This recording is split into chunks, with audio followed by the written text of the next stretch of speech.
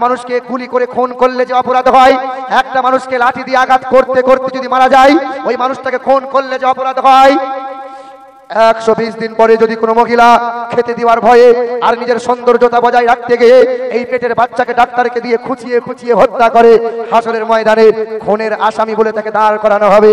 সে যত বড় ভাইরা আমার, এ মুসলমানের ছেলেরা, এ আমার নওজোয়ান যুবকেরা, হিন্দু ধর্মগ্রন্থের বেদ বলে দিয়েছে, শোনো, এই তঙ্কৌলগত প্রায়োজন সুপর ধর্মনি ধর্মত্ব নাই সাথে ন ভগবান বতরিষ্যতে অতোত সাং ভবিষ্যতে মনংসে বেশদা নিব বাসুদেবাঙ্গরাঙ্গীতি পণ্যগন্ধা নীলস্পর্শ পৃথিবীর জমিনে মানব জাতির কল্যাণ কর্তা। তবে একটা কথা বলি, আচ্ছা হিন্দুরা বসে পেশাব করে দাঁড়িয়ে করে, আচ্ছা আমার আপনার নবী জীবনে কোনোদিন দাঁড়িয়ে পেশাব করেছেন? একবার করেছেন। কবার বলবো আপনাকে? আমার নবী জীবনে একবার দাঁড়িয়ে পেশাব করেছেন, বলবো। তবে আজকে বলবো, আসমান আর জমিনে দুই জায়গায় এখনো 4 জন নবী জীবিত অবস্থায় রয়েছে। তবে আপনাকে আর একটা আমল শিখিয়ে দেবো, যে আপনার মরতে দেরি হবে কিন্তু জান্নাত যেতে বেশিক্ষণ সময় লাগবে না। অপেক্ষা করেন, বলবো।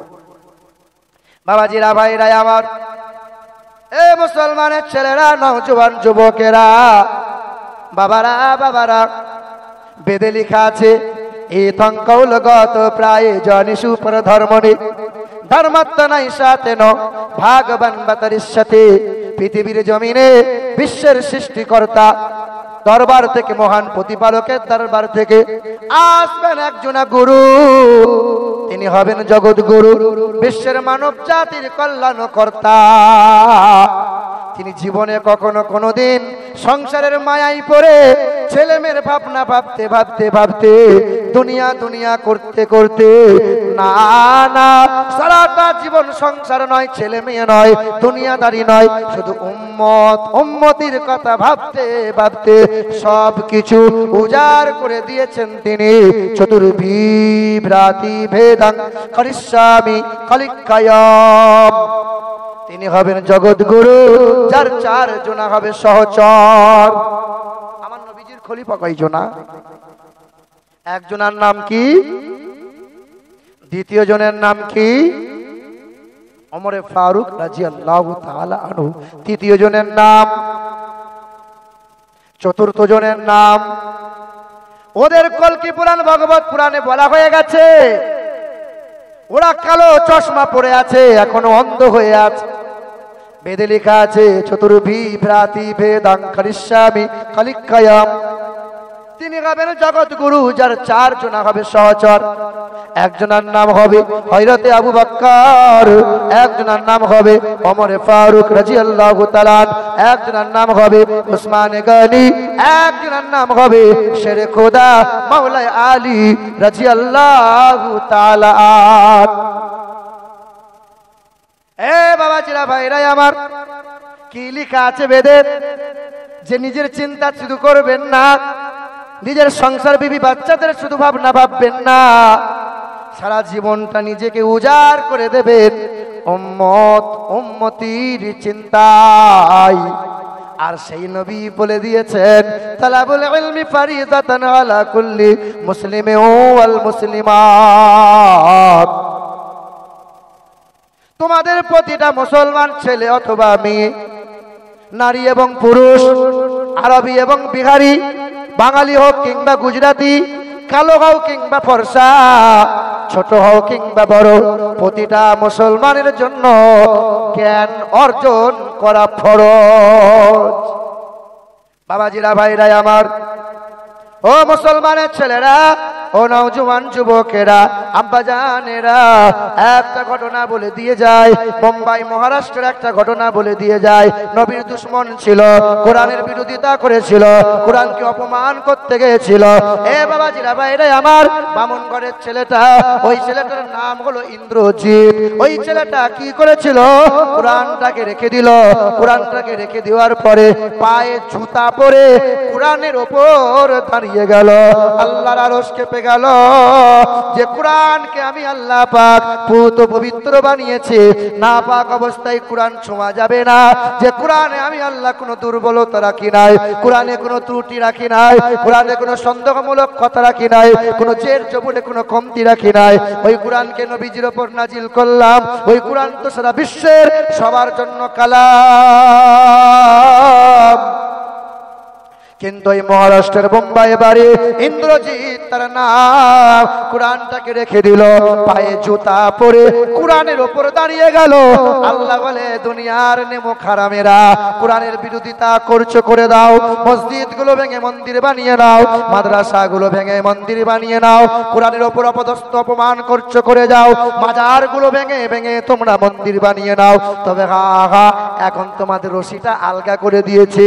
এমন একটা দিন আসবে, ওই মাছওয়ালা শিকারীটা মাছ ধরতে গেছে, ছিপ ফেলেছে, হুইলটা ফেলেছে, মাছ খেতে গেছে।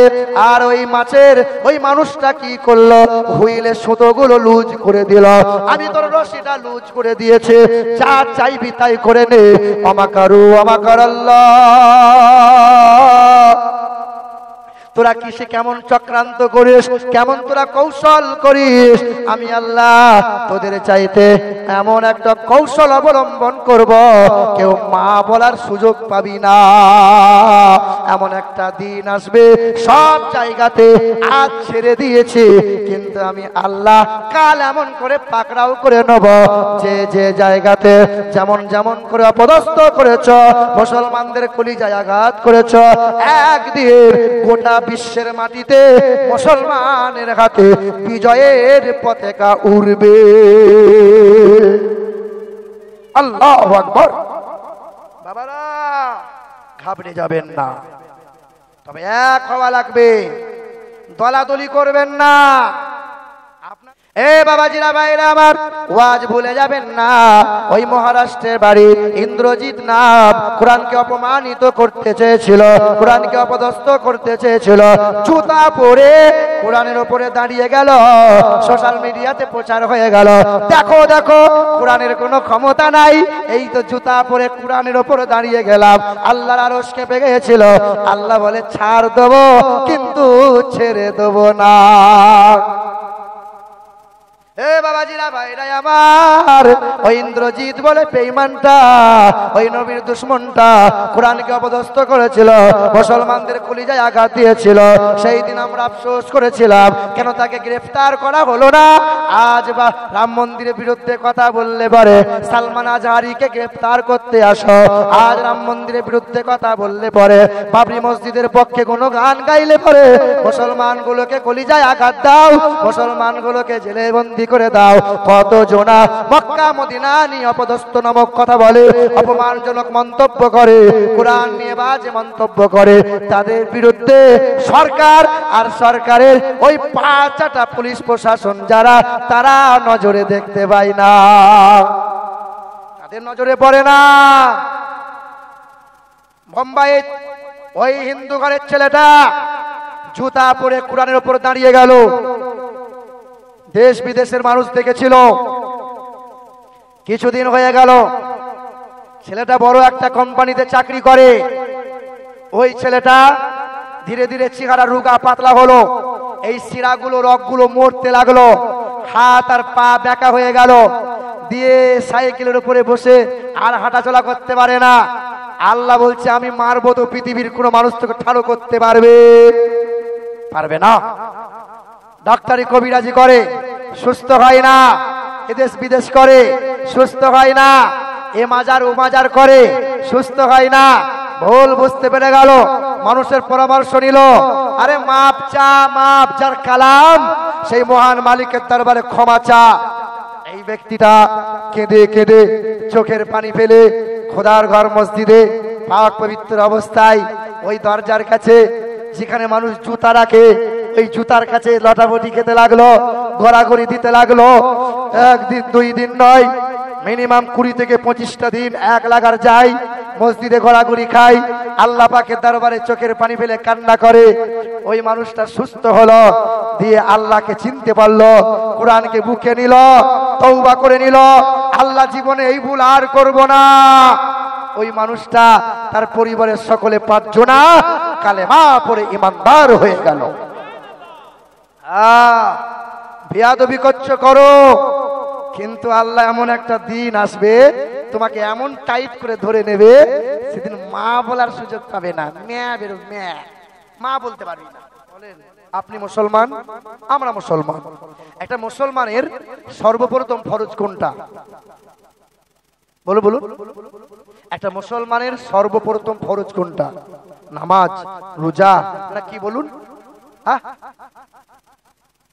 একটা মুসলমানের সর্বপ্রথম ফরজ হলো জ্ঞান অর্জন করা। জ্ঞান, জ্ঞান, ইলম হাসিল করা। ইলম মানে শিশুকালই তো আপনাকে সতর্ক রাখতে হচ্ছে না, কিন্তু শিশুকাল থেকেই আপনার জন্য জ্ঞান অর্জন করার জন্য বারবার নবী তালিম বলেছে, বারবার তাকে দিয়েছে। শুনে রেখে দেন বাপ আর মা যারা, পুরুষ এবং মহিলার 2 ফোঁটা পানি যখন এই মহিলার জরায়ুতে একসঙ্গে প্রবেশ করে, এই 2 ফোঁটা পানিকে আমার আল্লাহ নাম দিয়েছেন নুতফা। সুম্মা খালাকনান নুতফাতা আলাকাতান ফাখালাকনাল আলাকা মুযগাতান ফাখালাকনাল মুযগাতা ইযামান ফাকাসাউনাল ইযামা লাহমা। পুরুষের পাঁজর থেকে 1 ফোঁটা পানি, মহিলার 1 ফোঁটা পানি, এই 2 ফোঁটা পানির নুতফা নাম দিয়েছেন আমার আল্লাহ। 40 দিন যেমন হবে ওই পানিটাকে আমার আল্লাহ রক্ত বানিয়ে দেবে, আবার 40 দিন যেমন যাবে আমার আল্লাহ রক্তটাকে মাংস বানিয়ে দেবে, আবার 43 যখন হয়ে যাবে আমার আল্লাহ মায়ের পেটে হাড়ের খাঁচা বানিয়ে দিয়ে চামড়ার পোশাক পরিয়ে দেবেন। 43 হয়ে গেল মানে আল্লাহ পাক রুহুটা নিয়ে এসে বাচ্চার শরীরে ফুঁকে দেবেন। মায়ের পেটে বাচ্চা নাড়াচাড়া শুরু হয়ে গেল। বাচ্চার কতদিন বয়স? কতদিন হলো? 120। যখনই 120 দিন বয়স হয়ে গেল, শুনে রেখে দেন ভিকুটিয়া গ্রামের এলাকার মুসলমান ছেলেরা মেয়েরা, 120 দিন পরে যদি কোনো মহিলা নিজের রূপ লাবণ্য সৌন্দর্যতা বজায় রাখতে গিয়ে হাসপাতালে গিয়ে খুঁচিয়ে খুঁচিয়ে বাচ্চা হত্যা করে আসে, যদি কোনো মহিলা ট্যাবলেট খেয়ে বাচ্চা নষ্ট করে, যদি কোনো মহিলা, যদি কোনো পুরুষ তাকে জোরপূর্বক বাচ্চা নষ্ট করায়, পৃথিবীর জমিনে একটা মানুষকে ভুজালি দিয়ে খুঁচিয়ে খুঁচিয়ে হত্যা করলে যে অপরাধ হয়, একটা মানুষকে গুলি করে খুন করলে যে অপরাধ হয়, একটা মানুষকে লাঠি দিয়ে আঘাত করতে করতে যদি মারা যায়, ওই মানুষটাকে খুন করলে যে অপরাধ হয়, 120 দিন পরে যদি কোনো মহিলা খেতে দেওয়ার ভয়ে আর নিজের সৌন্দর্যতা বজায় রাখতে গিয়ে এই পেটের বাচ্চাকে ডাক্তারকে দিয়ে খুঁচিয়ে খুঁচিয়ে হত্যা করে, হাসরের ময়দানে খুনের আসামি বলে তাকে দাঁড় করানো হবে। সে যত বড় হাজি বিবি হোক না কেন, তার জন্য জান্নাত পাওয়া কঠিন হয়ে যাবে। হাসরের কঠিন ময়দানে ওই যে পুরুষ মানুষটা, ওই যে মহিলাগুলো সব জান্নাতে যাওয়ার জন্য ছুটে বেড়াবে, আর ছোট্ট একটা মাসুম বাচ্চা আল্লাহ পাকের দরবারে কাঁদবে আর বলবে, মালিক এই মহিলাটা জান্নাতে যায়। আল্লাহ কি করে জান্নাতে যায় মালিক? আমি ওনার পেটে ছিলাম, ও আমার মা ছিল। মা, আমি আমার মায়ের পেট থেকে নিজের ভাষায় বলেছিলাম, মা তুই আমাকে মারিস নে, আমাকে ওষুধ খেয়ে বা নার্সিং হোমে গিয়ে খুঁচিয়ে খুঁচিয়ে হত্যা করে দিস নে। মা আমি তোমার মতো বাঁচতে চাই গো মা, মেরে দিও না, কোনোদিন তোমাকে মা বলে ডাকবো না, আমাকে নিতে হবে না, আমাকে কোলে নিতে হবে না, আমাকে ভূমিষ্ঠ দিয়ে তুমি ফেলে দিও, কিন্তু আমাকে মেরে দিও না। হাসরের কঠিন ময়দানে এই মহিলা জান্নাতে যেতে চাইবে, কিন্তু মাসুম বাচ্চাটা তোমার বিরুদ্ধে নালিশ করে দেবে। মহিলার জন্য, পুরুষটার জন্য জান্নাত পাওয়া বড় মুশকিল হয়ে যাবে। বাবারা, ভাইরা আমার, তাহলে বোঝা গেল 40 দিনে আমার আল্লাহ পাকের হুকুমে পানিটা রক্ত হয়। দেখবেন 40 দিন না যাওয়া পর্যন্ত পেশাব টেস্ট করবেন, ধরা পড়বে না। কার হুকুমে পানি রক্ত হয়? আবার 40 দিন পরে এখানে একটা বিষয় আপনি লক্ষ্য করে দেখেন, 40-এ রক্ত হয়, আবার 40-এ রক্ত মাংস হয়, আবার 40 দিনে আমার আল্লাহ পাক রুহুটা দান করে দেন, হাড়ের খাঁচা বানিয়ে চামড়া পোশাক পরিয়ে দেন। বাচ্চা 43 হয়ে গেল, মানে বাচ্চা মায়ের পেটে নাড়াচাড়া শুরু করলো। বাচ্চার যখন 6 মাস বয়স হয়ে যাবে, বাচ্চা দুনিয়ার সব শব্দ শুনতে পাবে। আচ্ছা, মা যদি সিরিয়াল দেখে তো বাচ্চা শুনতে পাবে, মা যদি হিন্দি গান শোনে ওই পেটের বাচ্চা শুনতে পাবে। এই সোনা কবিগুড়িয়া গ্রামের মায়েরা, মাটি যদি ভালো হয় গাছ ভালো হবে, গাছ ভালো হলে ফলন হবে ভালো, কোম্পানি ভালো হলে প্রোডাক্ট হবে ভালো। মা তোমার পেট ভালো হলে তোমার বাচ্চা হবে ভালো। আর তুমি যদি নোংরা হও, তোমার পেট যদি নোংরা হয়, তো বাচ্চা তোমার বিচ্যুতি মাল তৈরি হবে। হ্যাঁ, আল্লাহর নবী বলেন, বাচ্চা ভূমিষ্ঠ হয়ে গেল, বাচ্চা ভূমিষ্ঠ হয়ে যাওয়ার সাথে বাচ্চার কানে আজান দাও, বাচ্চার নামে আকিকা দাও, বাচ্চার নামকরণ করো। বাচ্চার 4 বছর বয়স হয়ে গেল, ছেলেকে কোরআন ও হাদিসের তালিম দাও, তালিম দাও। বাচ্চার 7 বছর বয়স হয়ে গেল, বাচ্চাকে নামাজ পড়ার জন্য বলো। 8 হলো, 9 হলো, 10 হলো, ছেলে এখনো নামাজ পড়ে না, মেয়েটা এখনো নামাজ পড়ে না। নবী বলছেন, মেরে মেরে নামাজ পড়াও। কজন পড়িয়েছি বাবা বলেন? তাহলে সর্বপ্রথমে ফরজ কোনটা? আচ্ছা, আপনাদের লোক মারা গেলে 40 করেন? লোক মারা গেলে 40 করেন? করেন কি করেন না বলেন না? করবেন। একদল বলছে বেদাত, 40 করা জায়েজ। আরে 40 দিনে পানি রক্ত হয়, আবার 40 দিনে আমার আল্লাহ রক্তকে মাংস বানায়, আবার 40 দিন পরে আমার আল্লাহ রূহ দেয়। আবার দেখেন, মক্কার জমিনে আল্লাহর নবী আমার, দয়ার নবী আমার ইসলাম প্রচার করেছিলেন, মুসলমান হয়েছিল 40 জনা।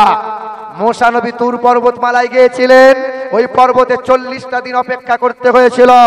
ইউনুস নবী মাছের পেটে ছিলেন, 1 দিন 2 দিন নয়, 40 দিন ছিল। তোমার বাপ মেনেছে 40, তোমার মা মেনেছে 40 করা যায়। নবী বলছেন, 40 জন ইমানদার ব্যক্তি যদি হাত তুলে মুনাজাত করে দেয়, আল্লাহ পাক ওই দোয়াকে কবুল করে নেয়। জোরে বলুন সুবহানাল্লাহ। একবার দরুদ শরীফ পড়ি। আল্লাহ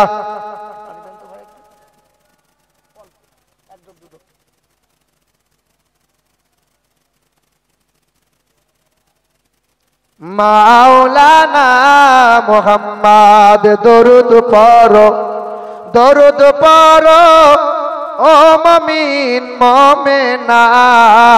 আরে দরুদ বিনে হাসর মিজানে আরে নাজাতে কে হয় পাইবা না। আল্লাহুম্মা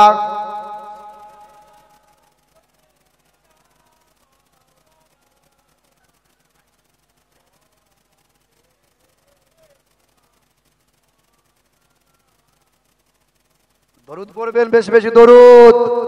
নামাজি মুসল্লি যারা আছেন, ফজরের নামাজ পর 100বার দরুদ পড়বেন। শুধু বলবেন আল্লাহুম্মা সাল্লি আলা মুহাম্মদ, আল্লাহুম্মা সাল্লি আলা মুহাম্মদ। মাঝে মধ্যে বলবেন সাল্লাল্লাহু আলাইহি ওয়াসাল্লাম। সকালে পড়বেন, রাত্রে পড়বেন, 2 টাইম দরুদের আমল করবেন। দরুদ পড়লে কি হয় জানেন? দরুদ পড়লে পরে ওই মানুষটা কোনোদিন রাস্তাঘাটে অ্যাক্সিডেন্ট হয়ে মরবে না। যে ব্যক্তি দরুদের আমল ডাকবে, ওই মানুষটা আগুনে পুড়ে মরবে না। যে ব্যক্তিটা দরুদ শরীফের আমল করবে, ওই মানুষটা পানিতে ডুবে মরবে না। যে ব্যক্তিটা দরুদ শরীফের আমল করবে, তার মাথায় কখনো বজ্রপাত হবে না। যে ব্যক্তিটা দরুদ শরীফের আমল করবে, ওই ব্যক্তির ঘরে বিছানায় 6 মাস পড়ে থাকবে না। যে ব্যক্তি দরুদ শরীফের আমল করবে, রাস্তাঘাটে পথ দুর্ঘটনায় মরবে না। যে ব্যক্তি দরুদ শরীফের আমল করবে, তাকে রিজিকের অভাব কোনোদিন আসবে না। যে ব্যক্তি দরুদ শরীফের আমল করবে, তাকে ঋণ কখনো তার সংসারে হবে না। যে ব্যক্তি দরুদ শরীফের আমল করবে, তার ঈমান নিয়ে, আমল নিয়ে, নবীর কালেমা নিয়ে কবর দেশে যাওয়ার সুযোগ পেয়ে যাবে। আল্লাহু আকবার। মুসলমান, আল্লাহর নবী বলেন, মান সাল্লা আলাইহি আসরা, একবার দরুদ পড়ো, একবার দরুদ পড়ো, আল্লাহ তোমার 6টা গুনাহ মাফ করে। একবার দরুদ পড়ো, 6 গুণ মর্যাদা বৃদ্ধি করে। একবার দরুদ পড়ো, আল্লাহ পাক 10 গুণ মর্যাদা বৃদ্ধি করেন, 10টা গুনাহ মাফ করেন, আর 10টা রহমত বান্দার উপর নাজিল করে দেন। হ্যাঁ, দরুদের আমল করো বেশি বেশি। একদল বেরিয়েছে চোর, এইখানে হাত বাঁধছে ওরা। আবার ওরা ওলি মানে না, ওরা নবী মানবে না, ওরা কিয়াম মানবে না, ওরা দরুদ মানবে না। ওরা বলছে শুধু আল্লাহ আল্লাহ করো, আল্লাহ আল্লাহ করো, আল্লাহ আল্লাহ করো। আর আল্লাহ কোরআনে বলছে আগে নবী নবী করো। কোরআন শরীফের পারা নম্বর 3, পৃষ্ঠা নম্বর 13, আয়াত নম্বর 31, লাইন নম্বর 4। সন্দেহ হলে কোরআনেতে আছে, নজর মার। আমার আল্লাহ পাক রব্বুল আলামিন জানিয়ে দেন, ইন কুনতুম তুহিব্বুনাল্লাহ ফাত্তাবিউনি ইউহিব্বুকুমুল্লাহ ওয়া ইয়াগফির লাকুম যুনুবাকুম আল্লাহু গফুরুর রহিম। নবীর আগে ইত্তেবা করো, নবীর অনুসরণ করো, নবীর গোলামি করো, সবচেয়ে বেশি নবীকে মহব্বত করো। আমি আল্লাহর ভালোবাসা পেয়ে যাবে, আমি আল্লাহ তোমাদের গুনাহগুলো মাফ করে দেব, ইহকালে নাজাত পেয়ে যাবে, পরকালে হাসতে হাসতে জান্নাতি হয়ে যাবে। যদি বলো নারে তাকবীর, নারে তাকবীর, নারে রিসালাহ। বলো ইয়া রাসূলুল্লাহ। আল কোরআনের আলো, আল হাদিসের আলো, দ্বীন ইসলাম, মক্কা শরীফ, মদিনা শরীফ, নারে তাকবীর। অসুবিধা হচ্ছে বাবা, আজকে আমার আসার কোনো কথাই ছিল না। আমার বাড়িতে একটু বিপদ, তবু কমিটির ছেলেদের আরজি, বিশ্বাস করেন অসুস্থ, তারপরে বাড়িতে বিপদ, ছুটে এসেছে আপনাদের দুয়ারে। কষ্ট করে একটু এসেছেন যখন, আধা ঘন্টা মতো বসেন, কিছু মূল্যবান কিছু বিষয় আপনাকে জানিয়ে দিয়ে যাব। বাবাজিরা, ভাইরা আমার, এ মুসলমানের ছেলেরা, আমার নওজোয়ান যুবকেরা, আর একটা হাদিস পাক বলে দিয়ে যায়। এই হাদিসটা বলে দিবার পরে 3টে কথা 4টে কথা বলেছিলাম বলে আমার ওয়াজ সমাপ্তির দিকে নিয়ে আসবো। আল্লাহর নবী, দয়ার নবী, উম্মতিকে কত ভালোবাসে। মদিনা শরীফে 3 দিন হয়ে গেল, নবীকে সাহাবারা কেউ খুঁজে খুঁজে পায় না। আল্লাহর নবী কোথায় গেল? আল্লাহর নবী কি মা আয়েশার ঘরে শুয়ে আছে?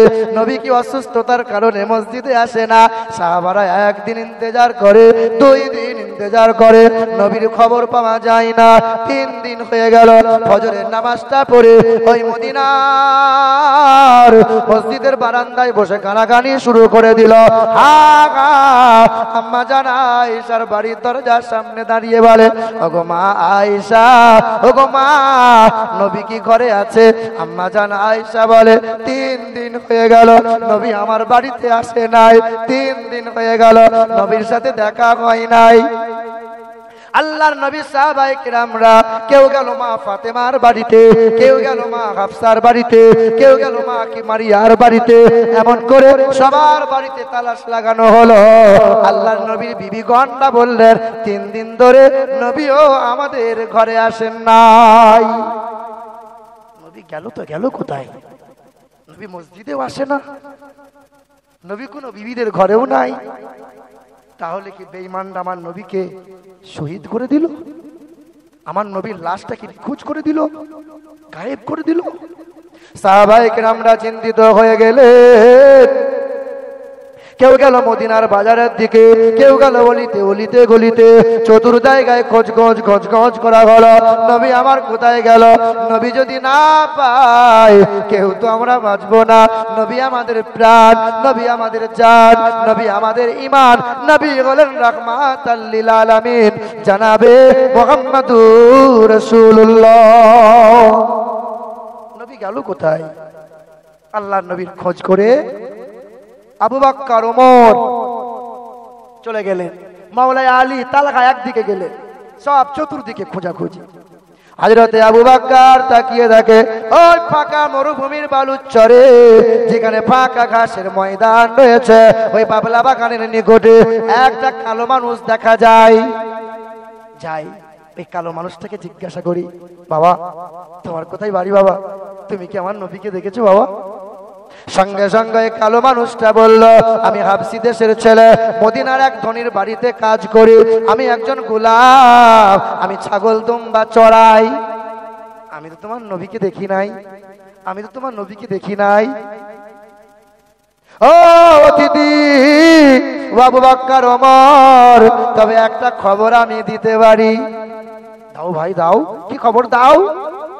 তখন ওই কালো মানুষটা বললেন, হাবশী দেশের মানুষটা বললেন, ওই গোলামটা বললেন, আমার দুম্বাগুলো ছাগলগুলো ময়দানে 3 দিন ধরে চড়ায়, সন্ধ্যা হলে বাড়ি নিয়ে যায়। কি জানো হয়ে গেল, সন্ধ্যা হয়ে যায় আর মদিনার দিকে ফিরে ফিরে যায় না। আহারে 3 দিন হয়ে গেল, ছেলেগুলো আমার দুম্বাগুলো ছাগলগুলো মদিনার ঘাসে মুখ দেয় না, আর কোনো পানীয় পান করে না। তবে একটা মানুষের খবর দিতে পারি, যে মানুষটা ওই পাহাড়ের গুহার নিচে একজন নুরানি চেহারাওয়ালা ব্যক্তি কপালটা জমিনে রেখে দিয়ে ইয়া রাব্বি হাবলি উম্মতি বলে কান্না করে, যার কান্নার কারণে 3 দিন ধরে অবলা দুম্বাগুলো ছাগলগুলো না খেয়ে না পান করে কান্না করে ঝরঝর করে চোখের পানি ফেলে। আবু বকর ওমর বুঝে নিলেন, যে ব্যক্তির খবর দিচ্ছেন ওই ব্যক্তি সাধারণ আর কেউ নয়, উনি আমার আপনার রাহমাতাল লিল আলামিন। আবু বকর ওমর দৌড়ে দৌড়ে চলে গেলেন, আল্লাহর নবীর কাছাকাছি হলেন। আল্লাহর নবীকে আবু বকর বললেন, আসসালামু আলাইকা ইয়া রাসূলুল্লাহ। আল্লাহর নবী তখনও বলছেন, ইয়া রাব্বি হাবলি উম্মতি। হযরতে আবু বকর বলছেন, ইয়া রাসূলুল্লাহ, 3 দিন হয়ে গেল আপনি কোনো খাবার খেলেন না, 3 দিন হয়ে গেল মদিনার মসজিদে গেলেন না, 3 দিন হয়ে গেল পানিও আপনি পান করেন না, আপনি বিবিগণকে কাউকে বলেও এলেন না, আপনার কন্যা ফাতেমার সাথে দেখাও করে এলেন না। ইয়া রাসূলুল্লাহ, 3 দিন ধরে তাই মদিনার সাহাবায়ে কিরামরা খাবার খাওয়া বন্ধ করে দিয়েছে, মহিলারা রান্না খাওয়া বন্ধ করে দিয়েছে, দুধের বাচ্চাগুলো দুধ পান করা বন্ধ করে দিয়েছে। 3 দিন হয়ে গেল মদিনার মসজিদে আর বিলাল আজান দেয় না। ইয়া রাসূলুল্লাহ, এবার বাড়ি চলুন না, আর আপনি কাঁদবেন না, চলুন না ইয়া রাসূলুল্লাহ, এইরকম করে আর চেহারা লাল করেন না গো নবী। আল্লাহ নবী কেঁদেছেন, তো চোখের পানিগুলো গড়িয়ে গড়িয়ে ভিজে ভিজে বালিতে পড়েছে, বালিগুলো জমাট বেঁধে বেঁধে গেছে। আবু বকর নবীকে বারবার বোঝায়, আল্লাহর নবী বারবার একটাই কথা বলে, আমার উম্মত উম্মতির কি হবে, আমার উম্মত উম্মতির কি হবে।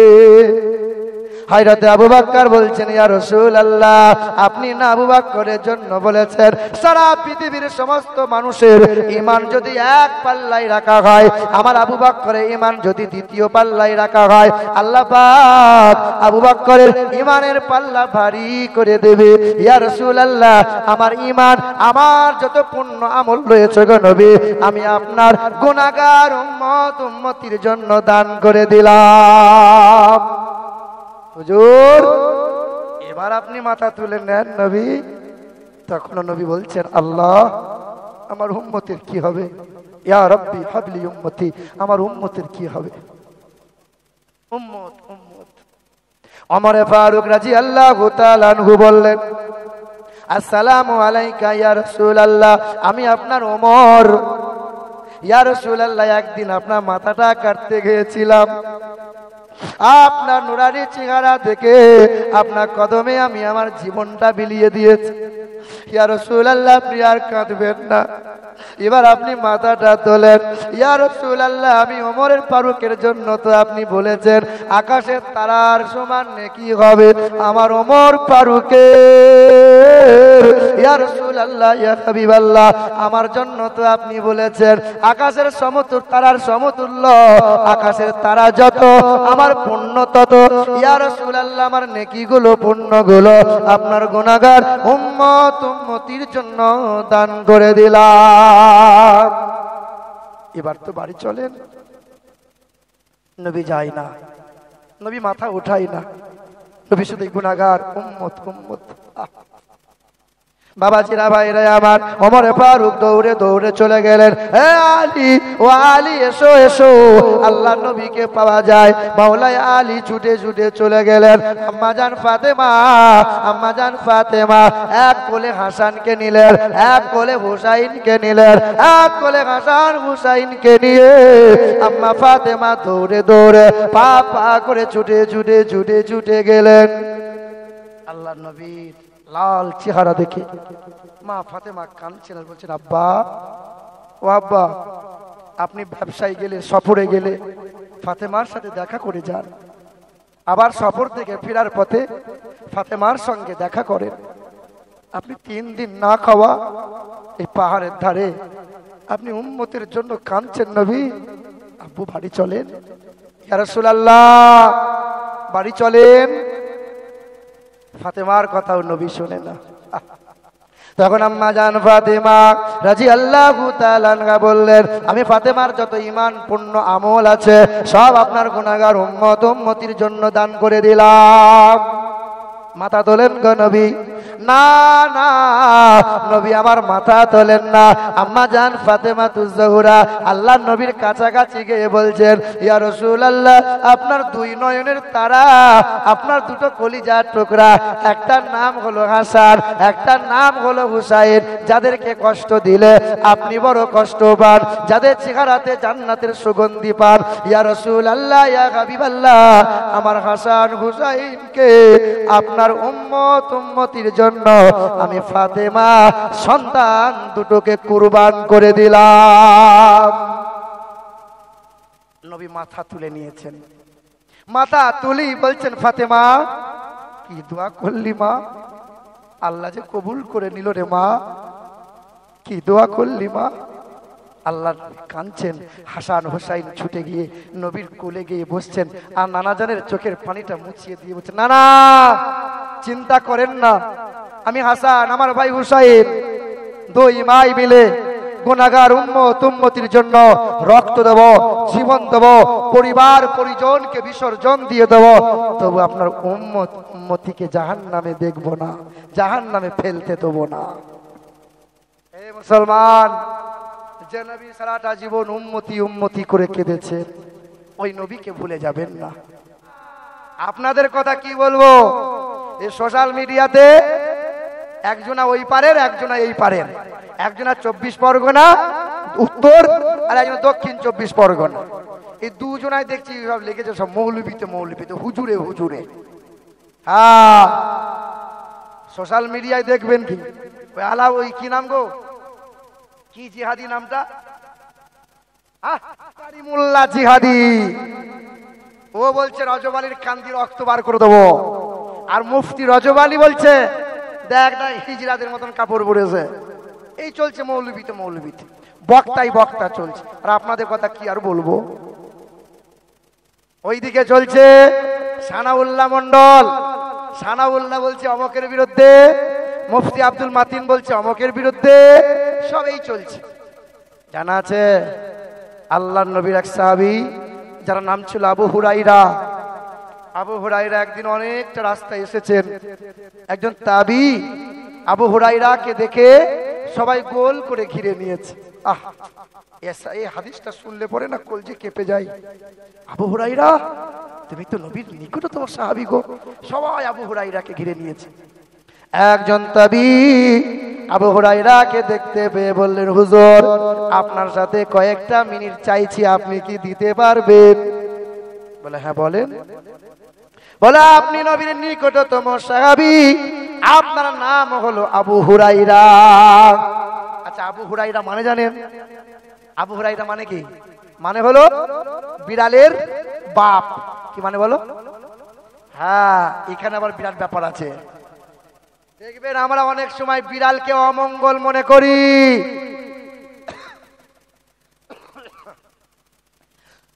বিড়ালকে অমঙ্গল ভেবো না। নবী বলছেন যে বাড়িতে বিড়াল থাকে সে বাড়িতে জিন খবিশ আসতে পারে না। ড্রাইভাররা গাড়ি চালায়, বিড়াল যদি সামনে পেরিয়ে যায় ও বেটা গাড়ি আর চালাবে না, বিপদ।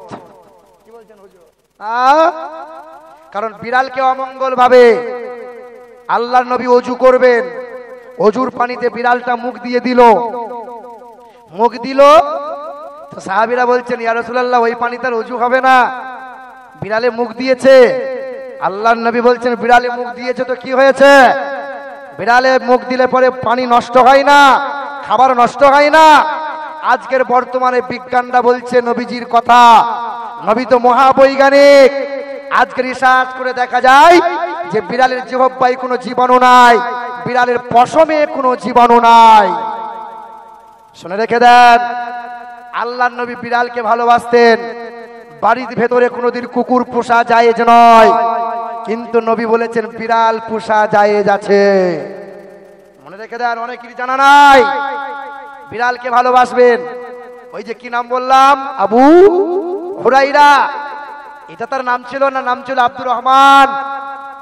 বিড়াল কোলে করে নিয়ে ঘুরে ঘুরে ঘুরে ঘুরে বেড়ায়। নবীজির সামনে বসেছেন, বিড়ালটা কোল থেকে ত্রুক করে নাম দিয়ে নবীজির কাছে চলে গেছেন।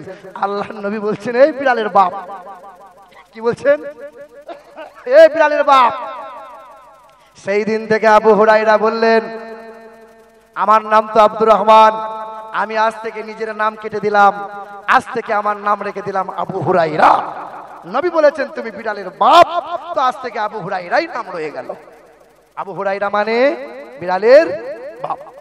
কথা বোঝেন, খুব দামি কথা। বাবাজিরা ভাইরা আমার, আল্লাহর নবীর সাহাবী আবু হুরাইরাকে কাছে ডেকে নিয়ে গেলেন, একটু দূরে সাইডে নিয়ে গেলেন, নিরিবিলি জায়গায় বসলেন। আল্লাহর নবীর সাহাবী আবু হুরাইরাকে বলছেন আবু হুরাইরা, আমার নবীকে তুমি কাছে থেকে দেখেছো, আমার নবীর গায়ে তুমি হাত বুলিয়েছো, নবীর কদম তুমি কতবার টিপে টিপে দিয়েছো, নবীর মাথাটা মালিশ করে করে দিয়েছো। এ আবু হুরাইরা, তুমি কি এমন একটা হাদিস আমাকে শোনাতে পারবে যে হাদিসটা তুমি আর নবী ছাড়া ওই জায়গায় কেউ ছিল না? সঙ্গে সঙ্গে আবু হুরাইরা বলছেন হ্যাঁ হ্যাঁ, একটা ঘরে আমি আর নবী ছিলাম, আর আল্লাহর নবী আমাকে বলছিলেন, আমি হাদিসটা শুনছিলাম। আবু হুরাইরা বলো বলো হাদিসটা বলো। সঙ্গে সঙ্গে আবু হুরাইরা হাদিসটা বলতে যায়, আর বেহুশ হয়ে আবু হুরাইরা পড়ে যায়। বেহুশ, হাদিস এখনো বলে নাই। আবু হুরাইরা একবার দুইবার নয়, তিনবার চারবার হাদিসটা বলতে গেলেন, চারবার বেহুশ হয়ে গেলেন। আবু হুরাইরা বললেন, আবু হুরাইরা চারবার পরে তখন বলছেন উলাইকা আলাইহিমুস সালাসাতু আউয়ালু খালকিল্লাহি তুসাইরু ফীহিমুন নার। হাসরের কঠিন ময়দানে ওই জাহান্নামের আগুনটাকে আরো উত্তপ্ত করা হবে তিন শ্রেণী ব্যক্তি দিয়ে। কয় শ্রেণী দিয়ে? এক নম্বর হলো আলেম উলামা যারা, আলেম উলামা যারা। বাবাজিরা ভাইরা আমার, পশ্চিম বাংলার মাটিতে এক আলেমের বিরোধিতা করছে, এক আলেমের বদনাম করে, এক আলেমের দুর্নাম করে। সবাই নিজের নিজের ইনকামের ধান্দা, সবাই নিজের নিজের ব্যবসা বিজনেস ঠিক রাখার জন্য আল্লাহ পাক রব্বুল আলামিন হাসরের কঠিন ময়দানে বলবেন এ আলেম, এ বক্তা, যাও যাও জাহান্নামে যাও, জাহান্নামে যাও। সেদিন এই বক্তাটা বলবে, ওই আলেমটা বলবে আল্লাহ আমি ওয়াজ করেছিলাম, কত মানুষ আমার ওয়াজ শুনে নামাজি হয়েছে, কত মানুষ আমার ওয়াজ শুনে হজ করতে গেছে, কত মানুষ রোজা রাখতো না আমার ওয়াজ শুনে রোজা রেখেছে, কত মানুষ জাকাত দিত না আমার ওয়াজ শুনে শুনে তারা জাকাত দেয়, কত মানুষ দান খায়রাত করেছে আমার ওয়াজ শুনে, কত মানুষ পরহেজগার হয়েছে। আল্লাহ বলবেন কাযাবত, এ আলেম তুমি মিথ্যা বলছো, তোমাকে যে আমি ইলম দিয়েছিলাম, কোরআন হাদিসের জ্ঞান দিয়েছিলাম, কি করলে? বলে আল্লাহ মানুষের কাছে দিয়েছিলাম। আল্লাহ বলবেন তুমি মানুষের কাছে মানুষের মন জয় করার জন্য ওয়াজ করতে গিয়েছিলে, মানুষের কাছে বিজনেস করার জন্য গিয়েছিলে, নিজের পকেট গরম করার জন্য যাও জাহান্নামে যাও। এই দেখেন এইরকম আলেম, এইরকম বক্তা কত শত জাহান্নামে চলে যাবে। দুই নম্বর হলো ওই সমস্ত শহীদানদেরকে বলা হবে, এ শহীদ হয়েছে যারা, জাহান্নামে যাও। কিছু কিছু শহীদান বলবে, আল্লাহ তোমার দ্বীনের জন্য শহীদ হয়েছিলাম, কোরআনের জন্য শহীদ হয়েছিলাম, ইসলামের জন্য শহীদ হয়েছিলাম। সেদিন আল্লাহ পাক বলবেন, তুমি মিথ্যা কথা বলছো, তুমি শহীদ হয়েছিলে মানুষের কাছে নাম পাবে বলে, নাম নেওয়ার জন্য শহীদ হয়েছে। হা হা, জাহান্নামে যাও, আল্লাহকে খুশি করার জন্য শহীদ হও নাই।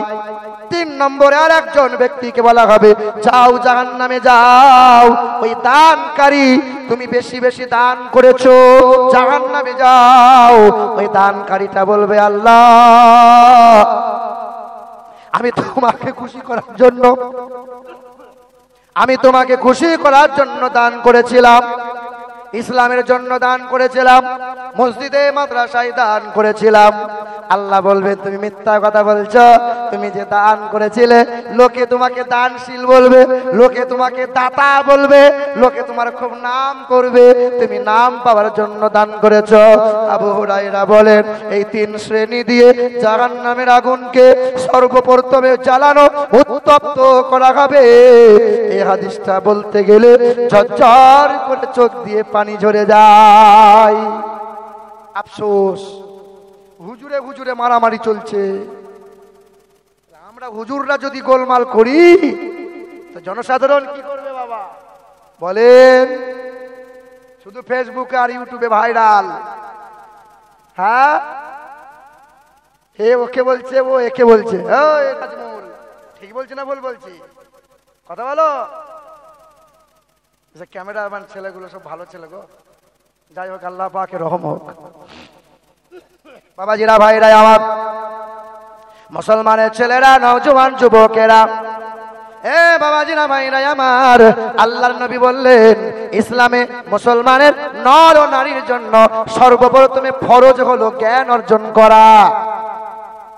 আপনিও জ্ঞান অর্জন করেন, ছেলেটাকেও জ্ঞান অর্জন করাচ্ছেন। আপনার ছেলে ইংলিশ মিডিয়ামে পড়ে, আপনার ছেলে মিশনে পড়ে, আপনার ছেলে একাডেমিতে পড়ে, হ্যাঁ আপনার ছেলে ইংরেজিতে কথা বলে, বাপ তো খুশিতে বাগে বাগ। আমার ছেলেটা গুড মর্নিং বলে, দারুণ খুশি হয়, গুড নাইট বলে, দারুণ বলে, সাংঘাতিক ছেলে। আচ্ছা বলুন তো, ছেলে যদি বা কেউ যদি বলে গুড মর্নিং, কয়টা নেকি পাওয়া যাবে গো? গুড মর্নিং মানে কি? ভালো সকাল। আচ্ছা, আমার বাপ মরে গেছে, মন খারাপ করে বাড়ির দরজার সামনে বসে আছি, কেউ যদি আমাকে বলে গুড মর্নিং, সকালটা ভালো না খারাপ বলো? আর আল্লাহ পাক শিখিয়ে দিয়েছেন গুড মর্নিং বলো না, গুড নাইট বলো না। তোমরা যারা শিক্ষিত মানুষ, তোমরা যারা জ্ঞান অর্জন করেছো, তোমরা যারা কোরআনকে ভালোবাসো, তোমরা যারা নবীকে ভালোবাসো, তোমরা মুসলমান, একটা মুসলমানের সঙ্গে যখন দেখা হবে তোমরা বলবে আসসালামু আলাইকুম। কোরআনে আল্লাহ পাক রব্বুল আলামিন জানিয়ে দেন, ইয়া আইয়ুহাল্লাযীনা আমানু লা তাদখুলু বুয়ুতা গায়রা বুয়ুতিকুম। আল্লাহ পাক রব্বুল আলামিন জানিয়ে দিয়েছেন, হে ঈমানদারেরা, তোমরা যখন বাড়িতে প্রবেশ করবে সালাম দাও, সালাম। অন্যের বাড়িতে যখন প্রবেশ করবে সালাম দাও। আমরা সালাম দিই, ও ভাবি আছো? আর ভাবি তো সেই রকম হেলে দুলে আছে, এসো এসো, দরজা খোলাই আছে, এসো, কি খাবে বলো, ঢেলে ঢেলে দেবো, লজ্জাও নাই, শরমও নাই। হে বাবা, নবী বলছেন সালাম দাও, বেশি বেশি সালাম দাও। এই পৃথিবীর জমিনে বেশি বেশি যারা সালাম দেয়, চলমান ব্যক্তি গাড়িতে যাচ্ছেন, ওই গাড়িওয়ালা মানুষটাকে আপনি সালাম দেবেন না। আমি গাড়ি নিয়ে যাচ্ছি, বাইক বা সাইকেল চালাচ্ছি, আপন মনে চালাচ্ছি, আসসালামু আলাইকুম। আচ্ছা, এই লোকটা ভয় অ্যাক্সিডেন্ট করবে কি করবে না? তাই নবী বলছেন চলমান ব্যক্তি দেবে বসমানকে সালাম। কে দেবে? যে বসে আছে তাকে দেবে সালাম। ছোট বড়কে সালাম দাও, আওয়াম ব্যক্তি উলামাদেরকে সালাম দাও, কন্যা হয়ে পিতাকে সালাম দাও, বাবা হয়ে ছেলে মেয়েকে সালাম দিবা শিখাও। আল্লাহ পাক কুরআন পাকে জানিয়ে দেয় সালামুন আলাইকুম তিবতুম ফাদখুলুহা খালিদিন। পৃথিবীর জমিনে সালাম দেয় যারা, সালামের আদান প্রদান করে যারা, জান্নাতে প্রবেশের সময় তাকে সালাম দিয়ে জান্নাত দান করা হবে। কি বলে ডাকা হবে জান্নাতে? সালাম দিয়ে। জীবনে সালাম তো আপনি দেন না। নবী বলছেন বিবিকে সালাম দাও। বাজার করে এসছেন, দরজার সামনে দাঁড়িয়ে আছেন, আসসালামু আলাইকুম জরিনার মা। কেন সালাম দেবেন বলুন তো? আপনার মেয়েটা বড় হয়েছে, 20 বছর বয়স হয়ে গেল, ঠান্ডা পানি দিয়ে গোসল করে ওড়নাটা ঘরে খুলে রেখে শুধু একটু রোদের আলোয় বসে আছে মা আর মেয়ে। হঠাৎ আপনি দরজা খুলে দিতে দেন, আপনার মেয়েটা বাপকে দেখে লজ্জায় বুকে হাত দিয়ে ছুটে ছুটে বাড়িতে ঢুকে যাবে। আপনার মেয়ে ছোট নাই, আপনার মেয়ে বড় হয়েছে। দরজার সামনে দাঁড়াইয়ে সালাম দাও, সালাম। বিবিকে সালাম দিই আমরা, দিয়েছি আমরা। লজ্জা লাগে গো, বউকে আবার সালাম দেওয়া হয়? গলা ধরে শুয়ে থাকতে লজ্জা লাগে না? বউকে সালাম দেওয়ার সময় লজ্জা। হ্যাঁ, একদিন আপনি সালাম দিয়েছেন, কবে বলুন তো? ভালো একটা পাঞ্জাবি পরে, লম্বা একটা টুপি পরে, মুখে রুমাল দিয়ে। কবে কবে? যেদিন করতে গেছেন বিয়ে। শাশুড়ি তাকিয়ে দেখে সর্বনাশ, বড় হুজুর এসেছে বিয়ে করতে। সালা পাথর নড়ে কিন্তু জামাই নড়ে নড়ে ওনা মাল। তারপরের দিন শাশুড়ি দেখে আন্ডার প্যান্ট পরে জামাই ঘুরে বেড়াচ্ছে। এটা শয়তানের খালাতো ভাই। ওই বিয়ের দিনে একবার পাঞ্জাবি পরে, একবার টুপি আর সালাম দেয়। জীবনে মুসলমানের ছানা বড়কে দেখে সালাম দেয় না। এখন তো আবার ভাইপোগুলো চাচার কাছে বিড়ি চাইছে, দাও বিড়ি দাও। চায়ের দোকানে দেখেন না, ছোট বড়কে মানছে, মানছে বলেন? স্বভাবভদ্র বেহায়া হয়ে গেছে। এদিকের মানুষ তো বিড়ি টিড়ি খায় না। খাই। হ্যাঁ শোনেন, নামাজি মুসল্লি যারা, খাস করে আপনারা শোনেন, ফজরে আজান হয়েছে, ভোরবেলায় উঠুন সালমার মা বিড়িটা কয় রে, ও ঘরে বিড়ি ধরিয়েছে, টানতে টানতে মসজিদের দরজার কাছে বিড়িটা নিভাচ্ছে। আচ্ছা বলেন, এই হাদিসটা শুনেছেন? আল্লাহর নবী বলেছেন কাঁচা পেঁয়াজ কাঁচা রসুন খেয়ে ইবাদত করিও না, মুখ দিয়ে দুর্গন্ধ বার হয়, ফেরেশতারা কষ্ট পায়। আচ্ছা বলেন, কাঁচা পেঁয়াজ কাঁচা রসুন খেয়ে যদি মুখের দুর্গন্ধ বার হয়, বিড়ি খেলে বোধহয় সেন বার হয়? বলেন। এ আবার এমন বিড়ি খোর, খাওয়ার আগে বিড়ি খাবে, খাওয়ার পরে বিড়ি খেতে হবে, শোয়ার আগে বিড়ি, রাতের বেলায় ঘুম ভেঙে গেলে বিড়ি খেতে হবে। আর বাথরুমে যদি বিড়ি না পায়, ও অর্ধেক মাল ঠেকে যাবে, আর বেরোবে না। কি বলছেন বলেন? এই বাবা, বিড়ি খেতে খেতে যারা মসজিদে যাচ্ছেন, বাপ তুল্য মানুষ আপনারা, পায়ে হাত রেখে দুটো হাত দিয়ে তোমার পায়ে হাত দিয়ে বলছি, এই দুর্গন্ধযুক্ত খাবারকে মসজিদে ঢুকিও না। তোমার চাদর দিয়ে গন্ধ বেরোয়, তোমার জামা দিয়ে গন্ধ বেরোয়, তোমার এই দুর্গন্ধের কারণে তোমার ইবাদতটা কবুল হবে না, ফেরেশতারা গ্রহণ করবে না। ভিকটি এলাকার মুসলমান যারা, দুটো জিনিস পরহেজ করবেন। চায়ের দোকানে বেশি বসবেন না। মোড়ের মাথায় আসরের নামাজ পড়ে মৌলভী সাহেব, কোনটা মৌলভী সাহেব কোনটা আছে? এ বাবা, এ শোনেন, মৌলভী সাহেব চলুন বাজার থেকে ঘুরে আসে একবার, চলুন। মৌলভী সাহেব যাচ্ছে, নামাজি মুসল্লিগুলো যাচ্ছে, দিয়ে চায়ের দোকানে বসে চায় পায়ের উপরে পা তুলে চা খাচ্ছে, বাঁ হাতে করে চা আর ডান হাতে করে বিড়ির টান। সাংঘাতিক রাইস মিল চলছে মনে হচ্ছে। চায়ের দোকানে বসবেন না। ঈমান আমল যদি বাঁচিয়ে রাখতে চান, চায়ের দোকানে বেশি বসবেন না। যে মাল কোটা চায়ের দোকানে ঘন্টার পর ঘন্টা সময় কাটায়, ওই মালগুলো এক একটা প্রফেসর। ও দেশের খবর, জাতির খবর, গীবত পরনিন্দা ছাড়া চায়ের দোকানে কিছুই হয় না। চা খাওয়ার দরকার আছে, তার রুজি রুটি মারতে আসি নাই। চা খাবেন, সব খাবেন, খাওয়া হয়ে গেল সুসুর করে চলে যাবেন। বিড়ি খাওয়া বন্ধ করে দেন। বলে ইনশাল্লাহ হবে। আচ্ছা, এখানে একটা মানুষ পারবেন যে হুজুর এতদিন বিড়ি খেতাম, আগামী কাল থেকে খাবো না? আল্লাহর কাছে আমি তওবা করছি। দেখি একজন মায়ের লাল দেখি, কেউ আছে? একটা মানুষ পারবে? কেউ পারবে?